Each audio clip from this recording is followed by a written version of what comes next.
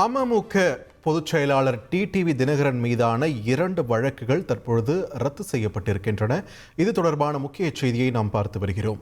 2018ஆம் ஆண்டு பசும்பொன்னில் நடந்த தேவர் ஜெயந்தி விழாவில் அதிமுக கொடியை சேதப்படுத்தியதாக டிடிவி தினகரனுக்கு எதிரான வழக்கு ஒன்று நிலுவையில் இருந்தது. அதே போல அதிமுக பொதுச் செயலாளர் மற்றும் முன்னாள் சட்ட அமைச்சர் குறித்து அவதூறு பேசியதாக மற்றொரு வழக்கும் டிடிவி தினகரன் மீது இருந்தது. அதிமுக நிர்வாகிகள் அளித்த புகாரில் இரு தரப்பினரும் சமரசம் செய்து கொண்டதை தொடர்ந்து தற்பொழுது இந்த வழக்குகள் ரத்து செய்யப்பட்டிருக்கின்றன.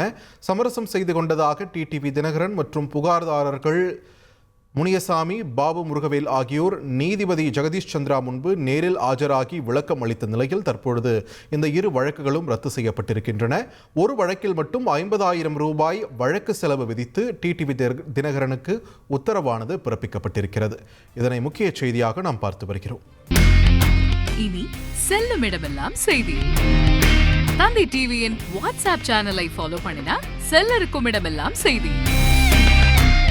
இதோ QR கோட் இப்பவே ஸ்கேன் பண்ணுங்க, ஃபாலோ பண்ணுங்க.